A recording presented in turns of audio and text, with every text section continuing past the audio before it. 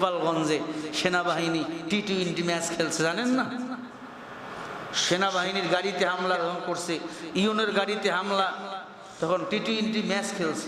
কয়েকটা ওই ছাত্রলীগের কুকুরগুলো পিডানি খাইয়ে মরবে মরবে ভাব, মেডিকেলে গেছে, অক্সিজেন লাগাইছে, এরপরে কয় জয় বাংলা জয় বঙ্গবন্ধু, জয় বাংলা জয় বঙ্গবন্ধু। গাই সাংবাদিক, ছবি তো আমি মরতেছি অক্সিজেন মুখে, জয় বাংলা বলতে বলতে যেন আমার মরণ হয়, কারণ বঙ্গবন্ধু আমার জীবন, শেখ হাসিনা আমার কলিজা, জয় বঙ্গবন্ধু হলো এটা আমার কালিমা।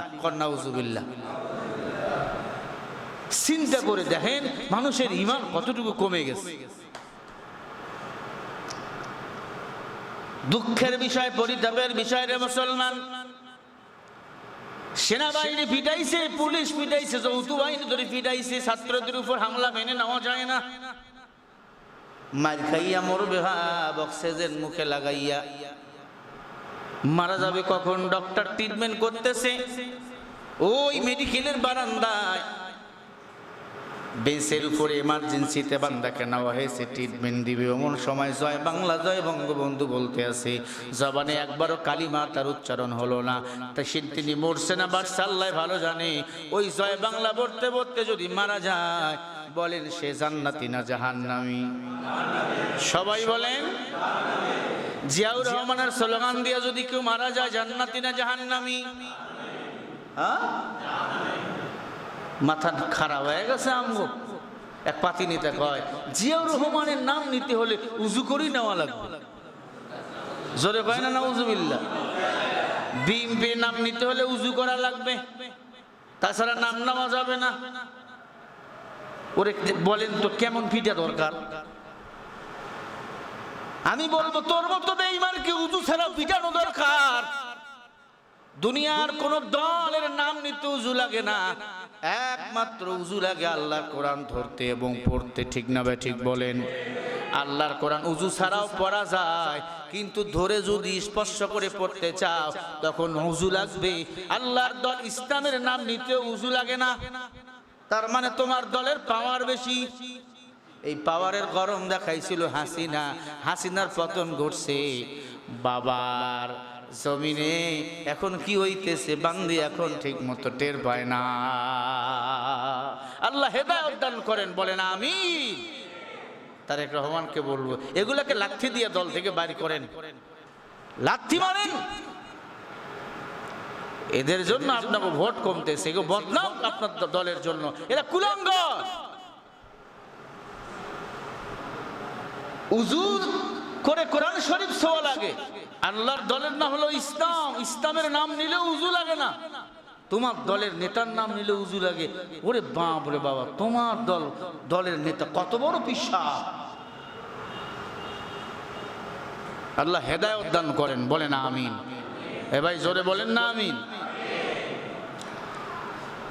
আবু জেহেল আবু লাহাব বলে, এই বুঝেছি, আর নিয়াত টিয়াত করে লাভ নাই, এখন কি করা লাগবে?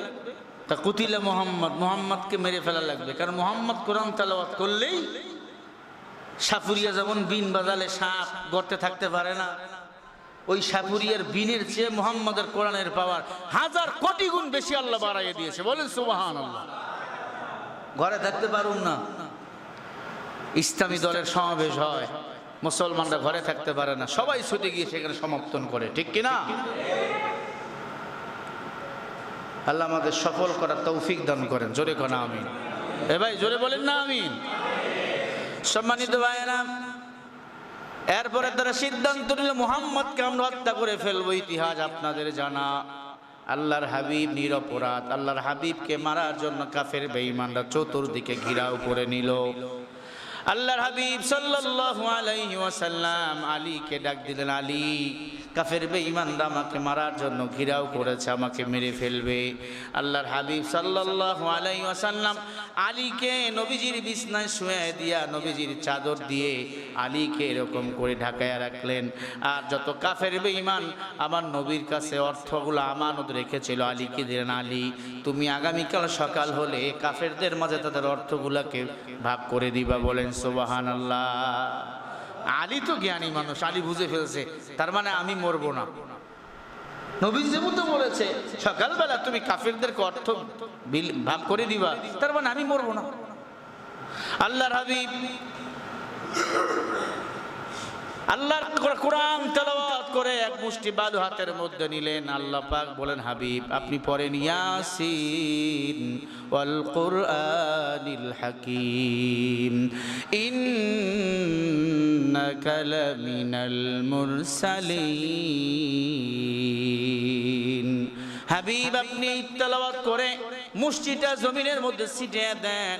আমি আল্লাহ প্রত্যেকটা কাফের বেঈমানের চোখের কোণার মধ্যে বালুর কোণাগুলো ঢুকাইয়া দেব।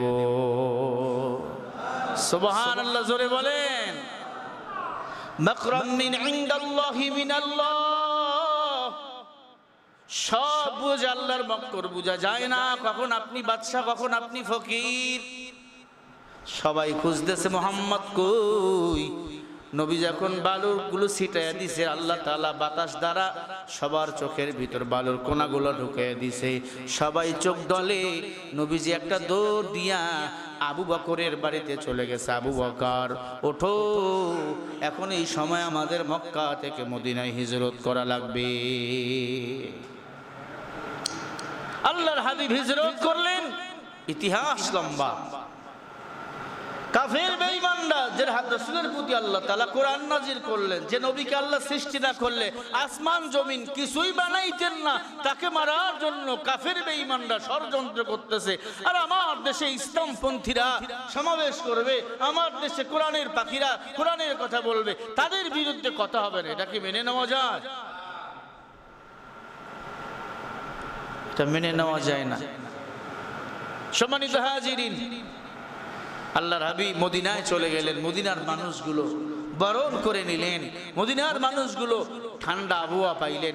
এখনো মদিনার বাতাস ঠান্ডা, মক্কার বাতাস গরম। কারণ মক্কার মানুষদের মেজাজ করা, কারণ আবু লাহাবের বংশধর সেখানে বেশি। কথা বুঝতে পারতেছেন? তা যদি না হবে, ওই পবিত্র বাইতুল্লাহর দেশে সিনেমা হল হবে কেন? হালাল পতিতালয় হবে কেন? নাউজুবিল্লাহ। কয়েক ঘন্টার জন্য বিয়ে করে তুমি সহবাস করতে পারবা, এটা হলো হালাল পতিতালয়। বলেন নাউজুবিল্লাহ। এটা ইসলামকে ধোঁকা দেওয়ার একটা চিরতরে কারখানা বানাইছে। মদপান সে দেশে এতদিন হারাম ছিল, এখন বৈধতা দিয়ে দিয়েছে। কারণ সে দেশে মক্কা নগরীতে আবু লাহাবের বংশধরের বিস্তার এখনো বেশি। আর মদিনায় মুহাম্মদ রাসূলুল্লাহর সওয়াবে এসে, যদিও নবীজির জন্ম মক্কায়, মদিনায় যাওয়ার পরে যখন খেলাফত কায়েম করলেন, ইসলামী খেলাফত কায়েম করার কারণে পুরো মদিনার মানুষ স্বর্ণের মানুষ হয়ে গেল। পুরো মদিনার মানুষকে সারা দুনিয়া সম্মান করতে লাগলো। এখনো হাজী সাহেবরা মদিনায় গেলে চোখের পানি না ফেলাইয়া কাঁদে না, চোখের পানি ফেলে কাঁদে।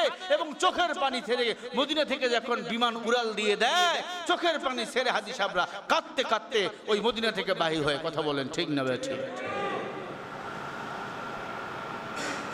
সম্মানিত হাজিরিন, রাসূলের আদর্শ আমাদের আঁকড়াইয়া ধরা লাগবে। আল্লাহর কোরআন বেশি বেশি তেলাওয়াত করা লাগবে। আফাতাকরাউনাল কুরআন, কোরআন শরীফ হলো নবীজির আদর্শ।